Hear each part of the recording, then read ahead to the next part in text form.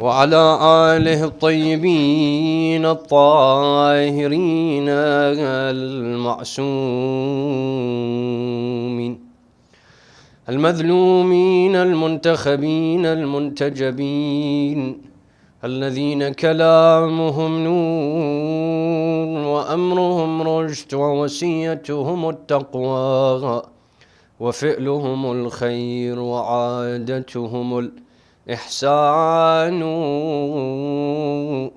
وسجيتهم الكرم لا سيما على مهدي هذه الأمة وطاووس أهل الجنة الحجة ابن الحسن الأسكري أرواحنا فداء ولعنة الله على أعدائهم أجمعين من الآن إلى قيام يوم الدين. قال الله تعالى في كتابه الكريم: بسم الله الرحمن الرحيم. ربنا إني أسكنت من ذريتي بواد غير ذي زرع عند بيتك المحرم ربنا ليقيموا الصلاة فاجعل أفئدة من الناس تحوي إليهم وارزقهم من الثمرات لعلهم يشكرون. صدق الله العلي العظيم.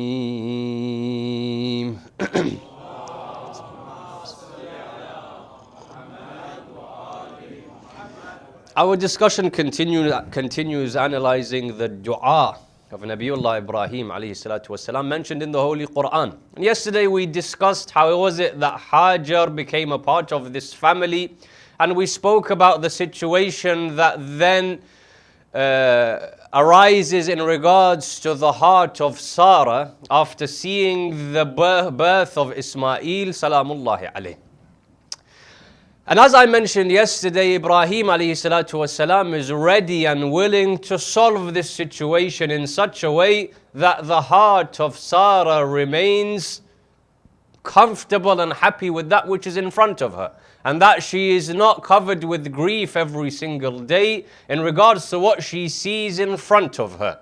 And so the discussion begins now with Ibrahim alayhi salatu wasalam asking from Allah Azza wa Jal, what is the solution to this problem that I see every single day from the face of Sarah? She is restless, she is unhappy with the fact that Hajar was given a ni'mah and bounty and she wasn't given this ni'mah and bounty. And so Allah subhanahu wa ta'ala reveals through revelation to Ibrahim alayhi salatu wasalam and tells Nabi Ibrahim that the solution to your problem is that you are to take Hajar and Ismail and place them in the Bayti, next to my house in the valley known as Meccatul Mukarramah.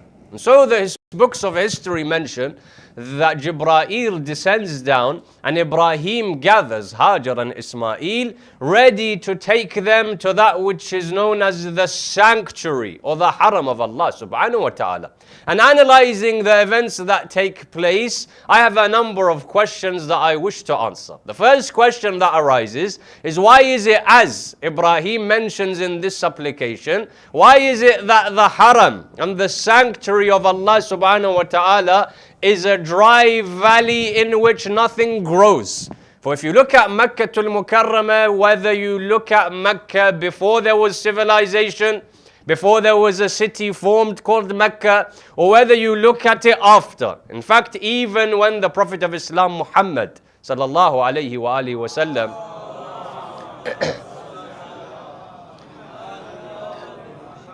is born in Meccatul Mukarramah, we're told the people there of Mecca never are afraid of someone trying to invade their city. If you look in the history of the world at that time, every city, every civilization is always afraid that another group of people shall come and conquer our city and take that which we have. But the people of Mecca were never afraid. Why? Because they have nothing here. Yes, they have the house of God, but nothing grows here. There is one well known as Zamzam, which at certain points in history was covered And so in certain times there is neither water here nor vegetation. My first question therefore is, why is it that the haram and the sanctuary of Allah subhanahu wa ta'ala was this? Why did Allah subhanahu wa ta'ala choose a dry valley for his haram and his sanctuary? For we're told that when Ibrahim then starts on this journey with Hajar and Ismail, Jibreel takes them. And as the journey begins from Philistine to Mecca al-Mukarramah, the books of history say that every time Hajar and Ismail and Ibrahim pass by an area of land that has civilization, Ibrahim looks at Jibreel and says, "Is this the haram and the sanctuary of God?" So Jibreel would say, "No." Until they pass by a place which is lush and has greenery and has water and has civilization. "Is this the haram of Allah?" He says, "No, this is not the sanctuary of God," until they get to that dry valley. The answer to my first question as to why Allah subhanahu wa ta'ala chose this place for his sanctuary and for his house is given by Amirul Mu'mineen salawatullahi wa salamuhu alayhi. In a tradition where the holy Imam says Allah subhanahu wa ta'ala could have chose any place to make his haram and sanctuary. The reason he chose Wadin, غَيْرِ ذِي زَرْعٍ, a valley that has no vegetation, is so that when a person comes to visit the house of God, they only come for Allah subhanahu wa ta'ala. Meaning if there was greenery and great scenery to be seen and great fruits and crops found in that place, people would come there not for Allah subhanahu wa ta'ala only, but to enjoy that which is present. And often people ask this question, why is it that the sanctuary of Allah subhanahu wa ta'ala wasn't placed somewhere nice, where the climate is much better, where we can enjoy the scenery and the view of that place? The reason is so that you come solely for Allah Azza wa Jal. And so the idea is that Mecca al-Mukarramah in and of itself symbolizes ikhlas and sincerity for Allah subhanahu wa ta'ala. That the only reason I would come to this desert where nothing grows is for the pleasure of my Lord Allah subhanahu wa ta'ala. And this is why Ibrahim then is made to stop in that place. And when you look at this idea of sincerity and performing actions solely for the pleasure of Allah subhanahu wa ta'ala, we find a very interesting narration from the Prophet of Islam Muhammad sallallahu alayhi wa alihi wa sallam,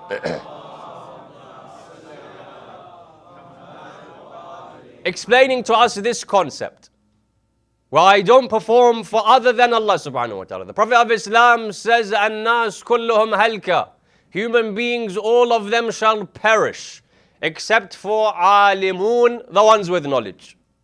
Every single person shall perish, i.e. in the next world, they won't gain salvation except for the ones that have knowledge. وَالْعَالِمُونَ كُلُّهُمْ هَلْكَ.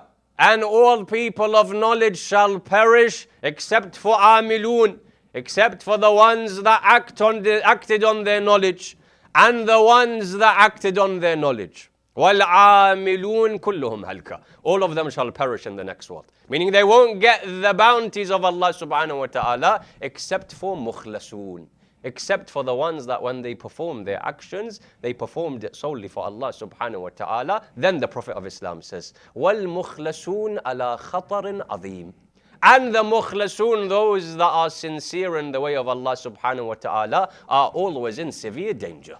Why? Because when someone is trying to be sincere and perform their actions for Allah Azza wa Jal, they shall always be surrounded by shaitan. For shaitan will try his utmost to change your niyyah and intention. Mecca al-Mukarramah was an example of that perfect sincerity, that the only reason Ibrahim goes there and places Hajar and Ismail there is for this reason, for the pleasure of my Lord Allah subhanahu wa ta'ala. Those that are sincere are in khatar azim, for shaitan tries to change your intention. What do I mean?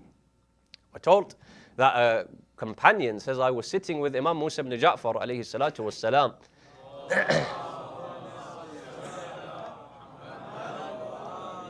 In Madinatul Munawwara.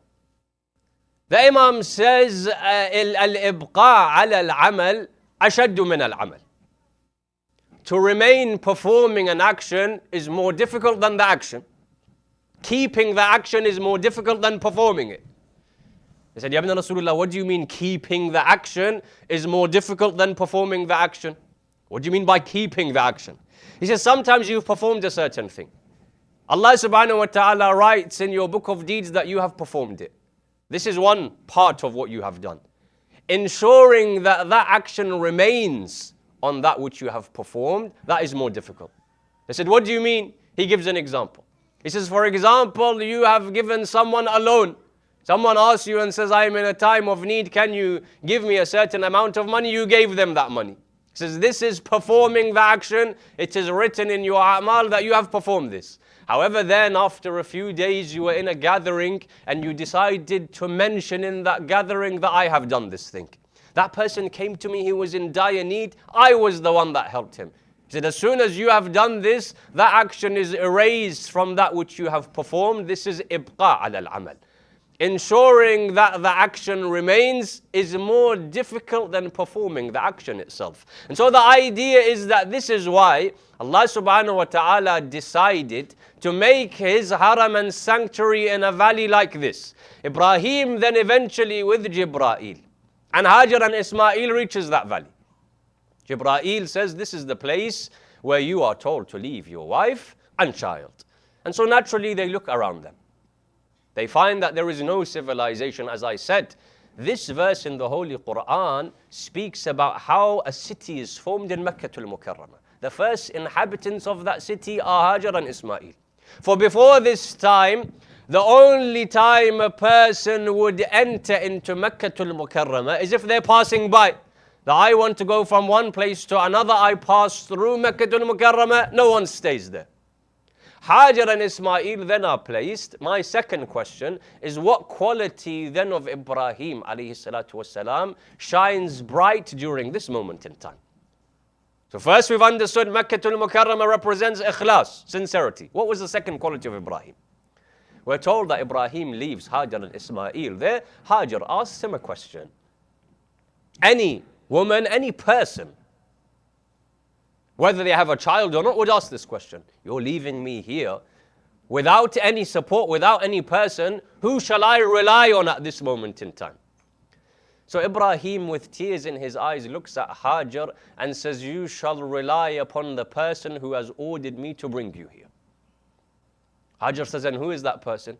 She says, Rabbul Alameen. He says, the Lord of this world, Allah subhanahu wa ta'ala. Hajar says, if Allah Azza wa Jal is the one that has ordered you to place me in this valley ghayri dhi zar, then I know that I can rely on my Lord, I shall be okay. And so she has some water with her. She says to Ibrahim, there are no animals here, there is nothing here, there is no milk, there is no water. But if your Lord has ordered me to stay here, I shall stay here. Ibrahim then is about to leave. And he reaches a hill surrounding Mecca al-Mukarramah. But before he does that dua, this quality of Ibrahim shines bright. Which is what? Which is the tawakkul and reliance of Ibrahim on Allah subhanahu wa ta'ala. Because when you look at the reliance of any person on Allah Azza wa Jal, we find that that reliance on Allah subhanahu wa ta'ala is of three types.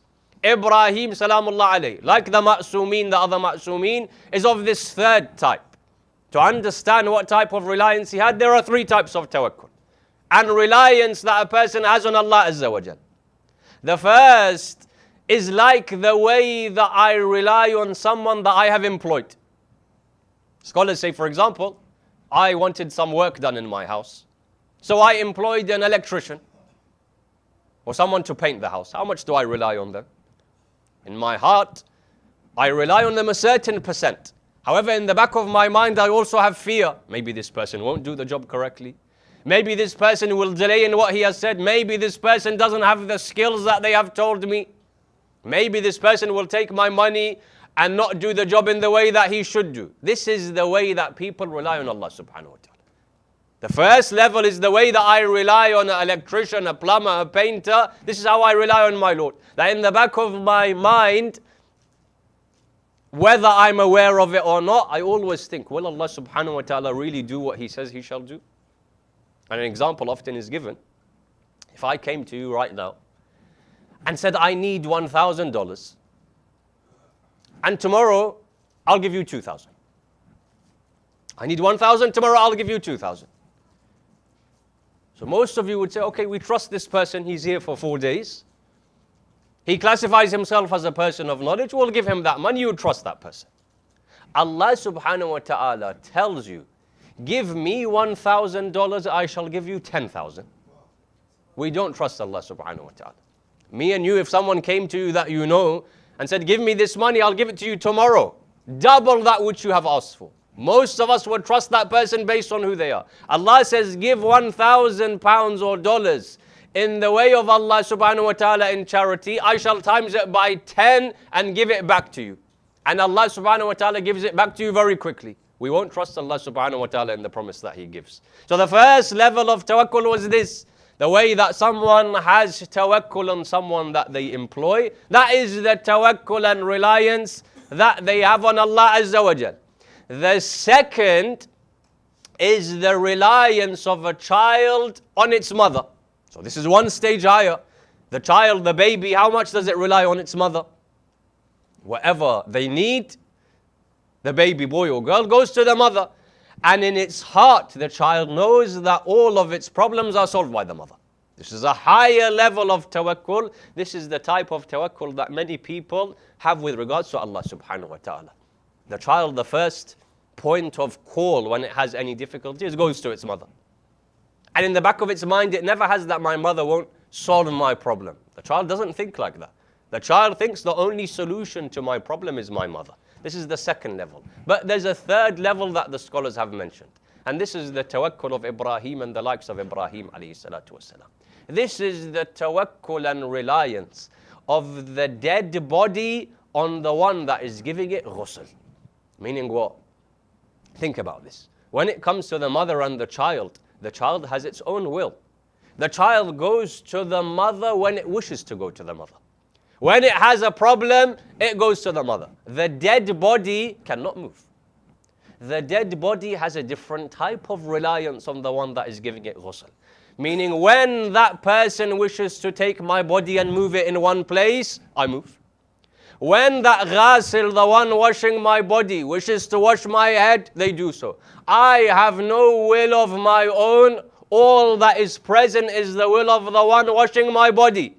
Likewise, this is the level of tawakkul of the closest servants of Allah subhanahu wa ta'ala. That which they will, in actual fact, is solely the will of Allah subhanahu wa ta'ala. They have no will of their own. All that is present is the will of Allah subhanahu wa ta'ala. And so in the way that this body, it moves its right hand not by itself. When that person picks up its right hand, that's when the hand moves. These people, the only time they do something is when the irada and will of Allah subhanahu wa ta'ala is present. This was the tawakkul of Ibrahim. That Ibrahim then places Ismail and Hajar and he goes to the top of this hill. My third question then is, what is the dua that he asks for? And as I said, as we enter into this discussion over the next few nights, we'll understand how this dua was answered. For there is one apparent answering of this dua of Ibrahim, but there is also a hidden answering of this dua that you shall see. So what was that dua and why does he use a very specific word in that dua? Ibrahim salamullah alayhi gets to the top of this hill, he turns around. When he turns around from the top of the hill, he sees Hajar and Ismail at the bottom of this valley. He has tears in his eyes. He says, رَبَّنَا إِنِّي أَسْكَنْتُ مِنْ ذُرِّيَّتِي بِوَادٍ. I have placed my dhurriyyah and progeny in this valley. Why? Why has he done so? لِيُقِيمُ الصَّلَاةِ, so they can establish prayer. What link is there between Hajar and Ismail being placed in this valley and the establishing of prayer?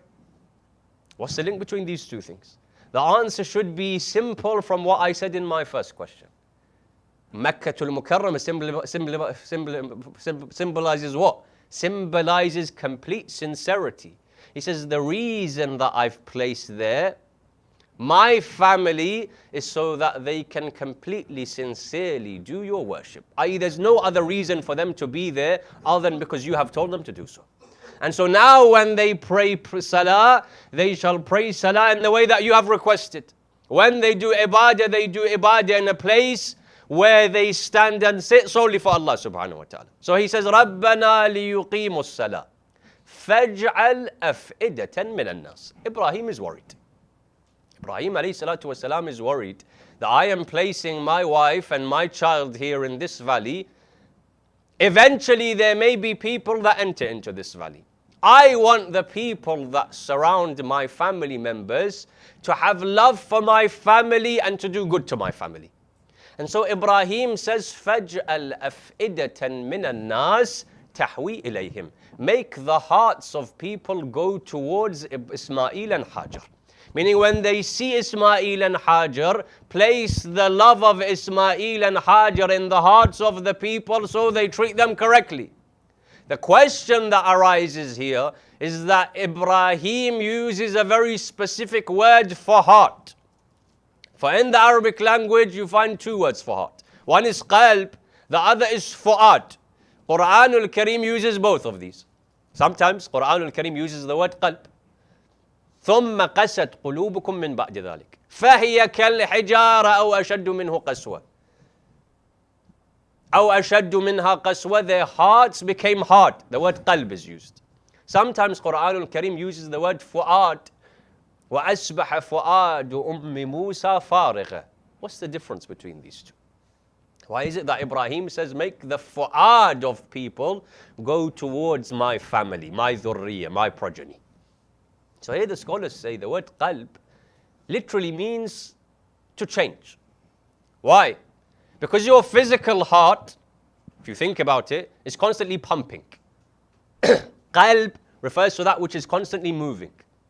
Likewise, your spiritual inner heart that you have, that which we call the qalb of the human being, is in a constant state of flux and movement. Meaning what? Meaning right now you're sitting here in a majlis. When you're sitting here in a majlis, you don't realize how your heart, your spiritual heart, is being affected by what you hear and what is around you. Often you hear this idea, bring your children to the majlis of Sayyid al-Shuhada alayhi salatu wasalam. Why? Because they may not realize it, the parents don't realize it. But there is an effect on your heart and the hearts of your children that you can't see. Your heart, your spiritual state is in a constant state of motion.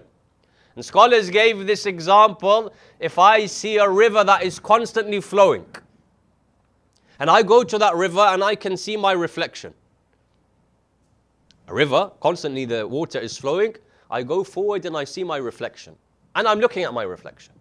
When I'm looking at my reflection, often I don't realize that that which is in front of me is moving. Why? Because my attention is solely on my face and my reflection. I don't realize that what I'm looking at is that which is constantly moving. This is the state of my heart. I don't realize that my heart is in a constant state of movement. Sometimes I feel spiritual. Sometimes I feel close to my Lord. Sometimes I feel far away from Allah subhanahu wa ta'ala. Sometimes I wish to worship. Sometimes I don't wish to worship. So this is why qalb was called qalb. Your heart, your spiritual state is in a constant state of motion. As for fu'ad, this was when your heart goes and enters into a particular stage. What do I mean? Scholars said the word fu'ad literally is when you have a piece of meat and you place it on the grill. What happens to it? It begins to cook. It begins to mature. And so they said when your heart enters into a certain stage where the heart has compassion within it, then the heart is called fu'ad. And so Ibrahim was saying those hearts that have compassion in them, make them go towards Ismail and love Ismail. And this is vital for you to understand, but the reason why it is vital shall come in the next few nights. As to why the word fu'ad was used and not qalb. And so he says, make these hearts that have compassion, tahwi ilayhim, go towards them. وَارْزُقُهُم مِّنَ الثَّمَرَاتِ. Ibrahim says, and give them thamarat. What is meant by thamarat? You'd say thamarat literally means fruits. In Quranul Kareem, thamarat doesn't mean fruits.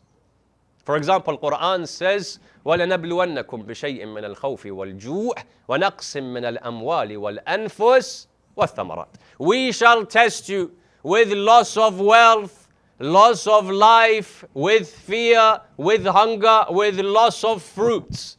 What is meant by fruits in the Holy Quran is offspring.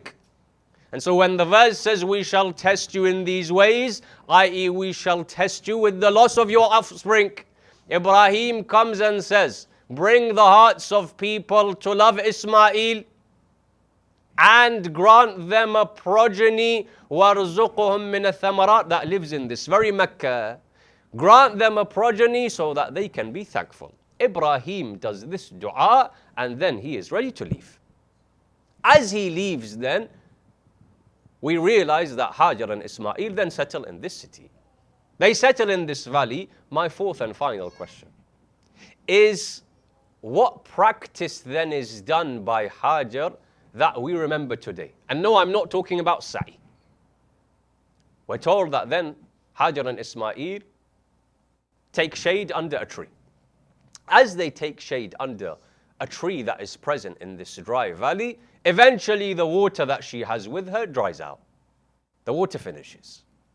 Here there is a very interesting narration from one of the Imam, which says that when Allah subhanahu wa ta'ala loves His servant, Allah subhanahu wa ta'ala does something very specific. When Allah subhanahu wa ta'ala loves a believing man or woman, Allah subhanahu wa ta'ala closes all options in front of them. Meaning what? Meaning each and every single one of us have problems. When I have problems, sometimes I see many solutions to my problems. When Allah subhanahu wa ta'ala loves His servant, He closes off all of those solutions so they have no solution to their problem in front of their eyes. Why? So that the only solution in their heart to their problem is Allah subhanahu wa ta'ala. When He loves His servant, He does this. He closes off everything so that the servant only has hope in their Lord, Allah subhanahu wa ta'ala. Hajar then realizes that my child Ismail is thirsty. And if Ismail isn't given water, then at this moment in time, in a few hours, Ismail shall die. I said there's a certain practice. Because the first thing that she does, as we know, is she goes from Safa and Marwa. Why? Imam Ja'far al-Sadiq, salawatullahi wa salamu alayhi,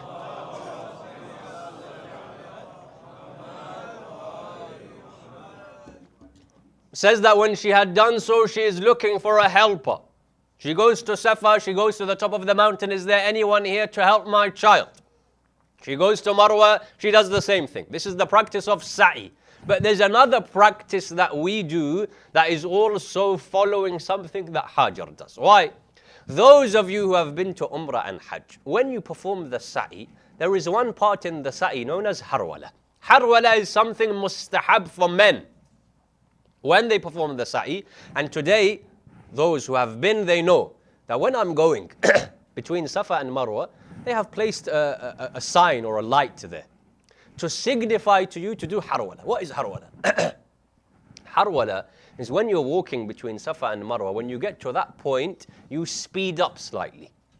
So it's not as if you're running, but you do a small jog. Why is it that we do that? I'm going between Safa and Marwa, I reach a certain point between Safa and Marwa, when the sign tells me it's musta'ab for a man to then increase their pace slightly. The answer is given, this is representative of something beautiful that Hajar does. And Allah subhanahu wa ta'ala wished for me and you to remember that.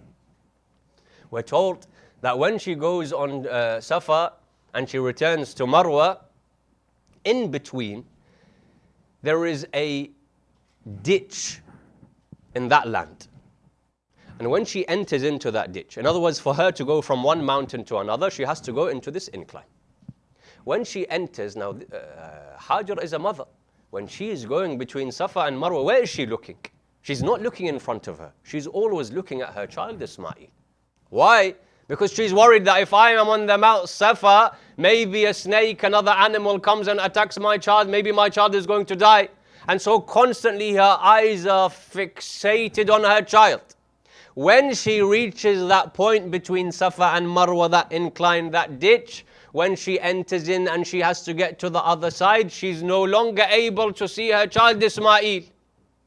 And so what does Hajar do? Hajar does a harwala. When she gets to that point inside that ditch, she speeds up so that more quickly she can get out, so that she's able to see Ismail, whether he is still alive or not. In other words, Allah subhanahu wa ta'ala wished for me and you to remember this action of a mother which shows her love for her child. That when she is going there, quickly she speeds up so that she can get out from the other side and make sure that Ismail is still alive. Then, as we know, the issue of Zamzam takes place. And that issue and what happens with the people and how the hearts of the people go towards them, that is something that I shall discuss tomorrow. However, the final issue that arises about these events in history is that Imam Zainul Abidin alayhi salatu wassalam,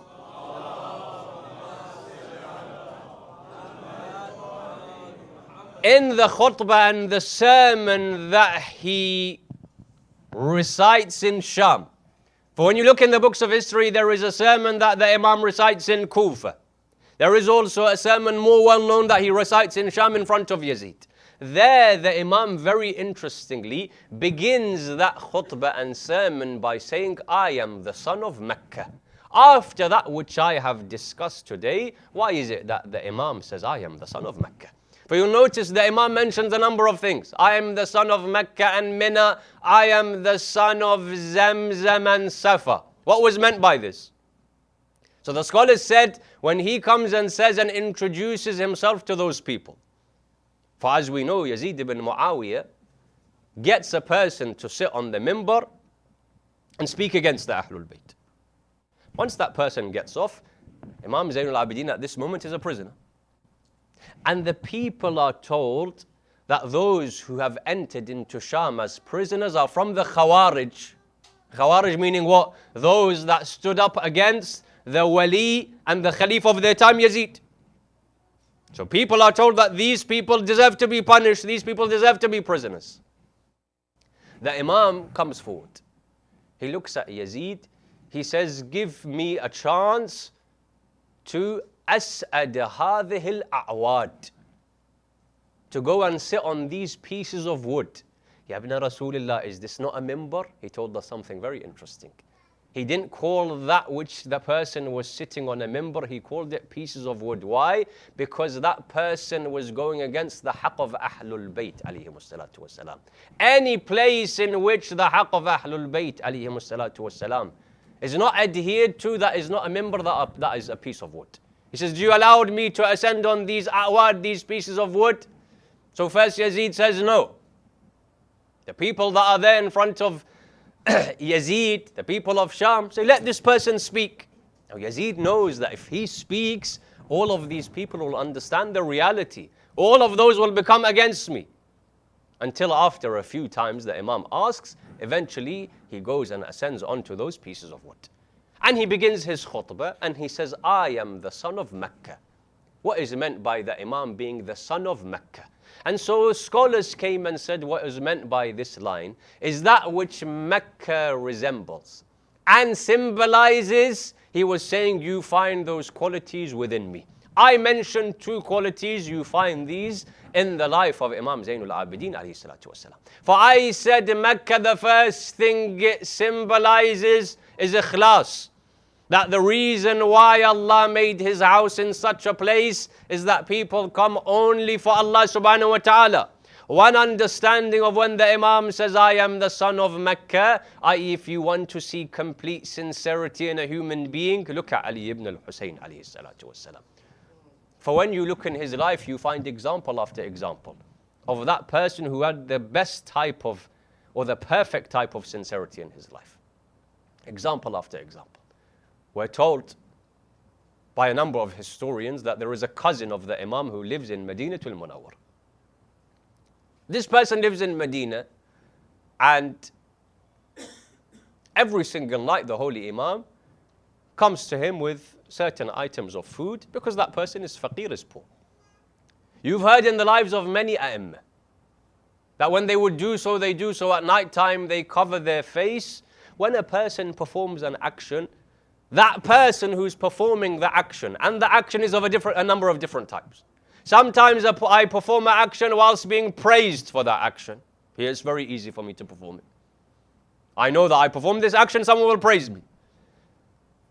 Sometimes I perform an action, neither am I praised for it, nor am I offended or abused. This is also easy to perform. But there's a third type of action, where I perform that which is good, but I am insulted and told that I'm not performing that which I should be performing. Sometimes I perform something, someone praises me in front of my eyes. Sometimes I'm performing something, neither am I praised, nor am I blamed. Sometimes I perform something and I am blamed. This is also of two types. For when I perform something, and then I'm blamed for that which I have performed, sometimes I am blamed by other people, sometimes I'm blamed by the person that I am helping. The most difficult of actions to perform is the last one. So sometimes I gave charity. Other people blamed me and said, why did you give that charity? You're not helping people, you're causing more problems. Sometimes the one I gave charity to is the one that is insulting me. This is what the Imam goes through every single night in his life. This cousin of his is poor in Medina. The Imam covers his face every single night. He says, I would come and walk in the streets of Medina.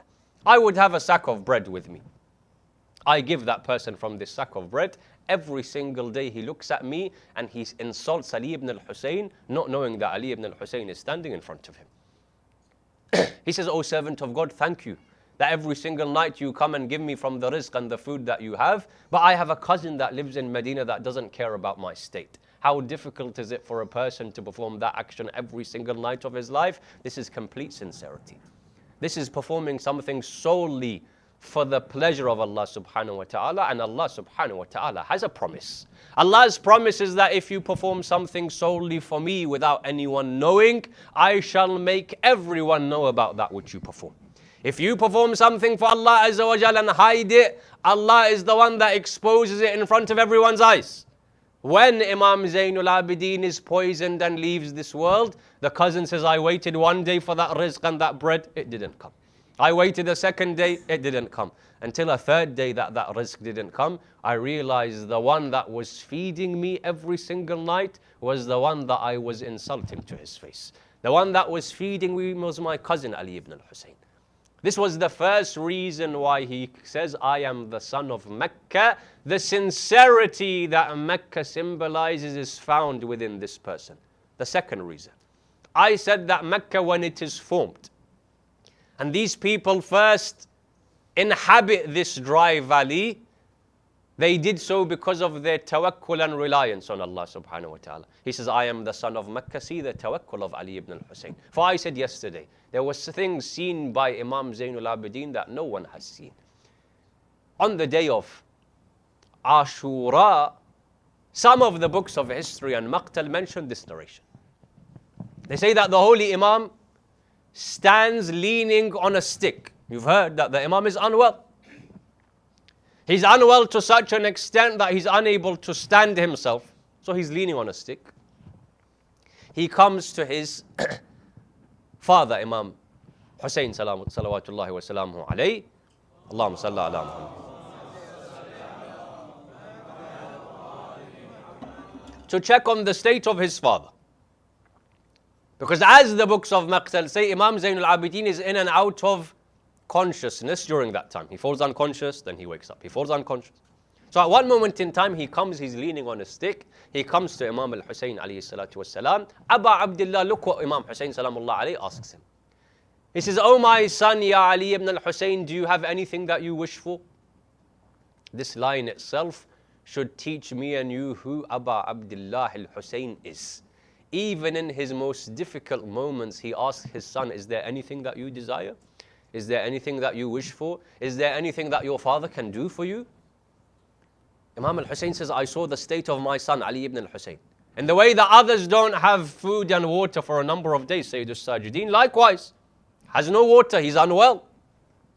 He says, is there anything that you require? Is there anything that your father can do for you? So Imam Zainul Abidin says, Ya Aba Abdullah, all I want is that which Allah subhanahu wa ta'ala wants for me at this moment in time. That which my Lord desires for me, I'm happy with. If my Lord wishes for me to be unwell and that I can't help my father, this is the desire and the will of my Lord. If my Lord wishes for me to be thirsty, this is the will of Allah subhanahu wa ta'ala. Imam Hussain then has a statement. At that moment in time, Sayyid al-Shuhada becomes happy. He says, oh my son, Ya Zain al-Abidin, your tawakkul right now reminded me of the tawakkul of Ibrahim al-Khalil. For Ibrahim, when he was thrown into that fire of Namrud, Jibreel comes down. And Jibreel comes and says to Ibrahim, is there anything that you require? So Ibrahim would say, if I require anything, I require it from Allah subhanahu wa ta'ala. If Allah subhanahu wa ta'ala wishes for this to happen to me, I'm happy.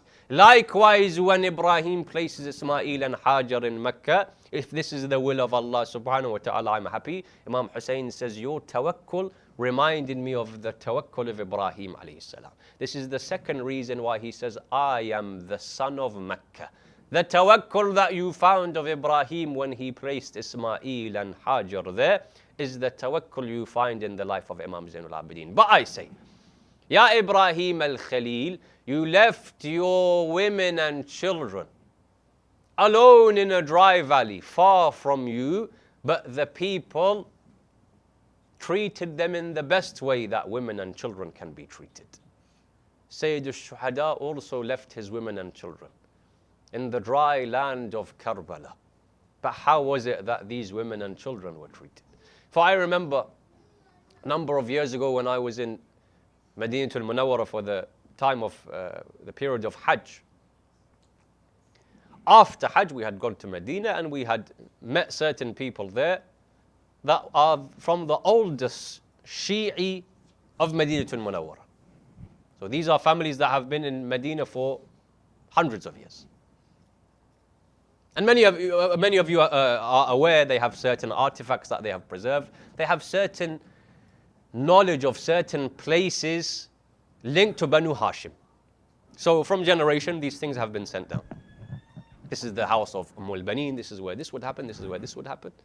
So one of these people from one of these families, he says, let me take you and show you what we've been told from our grandfathers, and they've been passed down generation from generation, as to what is present in Medina that now you don't know, now you can't see. So we went to one place. And he said, for example, this is the house of a certain person from Banu Hashim, this is someone else's house, this is someone else's garden. We're told this was the garden that, or the farm that Amir al-Mu'mineen would work in, and so on. Until he gets to one place and he begins to cry. So we asked him, why do you cry? And what was in front of us was a piece of land empty. He says, I have been told that this is the house in which Zainul Abidin would stay after Ashura. This house was on the outskirts of Medina. So someone asked, why is this house on the outskirts of Medina? He says, because after what took place in Karbala, and after what Zainul Abidin has seen, it was very difficult for him to live inside of Medina. So his house is on the outskirts. For 40 years, this is where Zainul Abidin cried for Hussein and what took place with Hussein. For when we say he cried whenever something was presented in front of him, when he cried whenever he saw an animal being slaughtered, this is not exaggeration, this is the reality of what people saw. And so a time comes where a person says, I came to one of the houses of Imam Zainul Abidin. I came to the house, I asked the servant, where is my master Ali ibn al-Hussein? They said he's gone to one of his farms or one of his gardens in the city. The person that narrates this, he says, when I heard that he's gone to one of the farms or one of the gardens in the city, he says, maybe he's going there to relax. So now his mind is away from what took place in Karbala and Ashura. So the companion is happy that normally I see him upset and distressed, whereas at this moment in time he's gone to one of his gardens maybe to enjoy the fresh air and the fruits that are there. He says, I went to that garden of Imam Zainul Abidin, I saw him sitting on the floor crying. I said, Ya ibn Rasulullah, even here you cry? So what is the response of Imam Zainul Abidin? The person would say, Ya ibn Rasulullah, shahada lakum. Shahada is normal for your family. Why then do you cry so much for what took place with your father, Abi Abdullah? Zainul Abidin would say, yes, Shahada is normal for us. وَمَتَى كَانَ سَبْيُ النِّسَاءِ لَنَا عَادَةً But when was it normal for our women to become captive and prisoner? For Zainul Abidin has seen what takes place in Sham Ghariba after Hussein has been killed. Zainab says we would be in the tents after the killing of Hussein. Zainab says suddenly we would hear the horses moving right to left. Zainab says I would wonder, after Hussein has been killed, why do the horses run from right to left? She says I looked out of the tents. I saw the body of Hussein is in the middle of Karbala. Umar ibn Sa'd tells the horsemen, go from the east to the west. Why? And trample the body of Abu Abdullah. Zainab says I saw then someone come and take his turban. Someone would take his abba. We and the women and children would be watching. She says someone comes and tries to take the ring from the finger of Hussein. She says the person tries to take the ring, it doesn't come off the finger of Hussein. He tries twice, he tries a third time, until he takes out a dagger. He cuts the fingers of Abu Abdullah. Zainab says we returned back into the tents. Suddenly we heard the horses moving a second time. Look at what Zainul Abidin has to see. We saw the horses moving a second time. Zainab says I looked out of the tents. Umar ibn Sa'd tells his people, loot the tents of Zainab and Kulthum. And so each tent is set on fire. That which we had is looted. One of the people says I came late to the looting. I saw everything has been taken. He says I saw a woman very tall in front of me. Her face was covered. I asked what can I take if everything has been looted? They said take the covering on her face. I said, why has no one taken this covering already? Look at the answer. They said, no one has the courage to take the covering of Zainab. He says, I went forward. I tried to take the covering from her face. Zainab holds on to that covering. I tried a second time. I tried a third time. Look at what Zainul Abidin has to see. The person says, I tried to take this covering, but Zainab holds on to that which she has. He says, I saw a rock in front of me. I picked up this rock. I threw it on the face of Zainab. He says, I took this covering, then the women and the children were made captive. Imam Zainul Abidin would be asked when you were paraded from Kufa and Sham, what were the things that took place with you? He says, the first that happened is we were made to stand for hours outside of Kufa. Sajjad would say, I would ask Umar ibn Sa'd, why do you make us stand here? He would say, we are decorating all of Kufa as a celebration that you have entered into Kufa as prisoner. He says, the second thing that they did to us, they made us stand where slaves would stand. People would come to our women saying, I wish to buy this slave. Sajjad would say, we are not slaves, we are the children of Hussein. He says, the third is we are made to walk through the streets of Kufa. Whatever people would have in their hands, they would throw on us. Sajjad says, a person has a piece of coal, he throws it on my turban. He says, I looked right to left, I asked the people around me. He would say, help me take off the coal. roll from my turban. Sajjad would say it would burn through my head. The marks of the burns are still on the head of Zainul Abidin. He says, and women would have hot water that they would throw on the heads of our women and children. على لعنة الله على القوم الظالمين وسيعلم الذين ظلموا أي منقلب ينقلبون إنا لله وإنا إليه راجعون. إلهي بالحسين الوجيه وجده وأبي وأمه وأخيه والتسعة المعصومين من ذريته وبنيه اغفر لأوليائنا وكف عنا أعداءنا واشغلهم من أذانا وأظهر كلمة الحق واجعلها العليا وأدهذ كلمة الباطل واجعلها السفلى إنك على كل شيء قدير. يا حسين.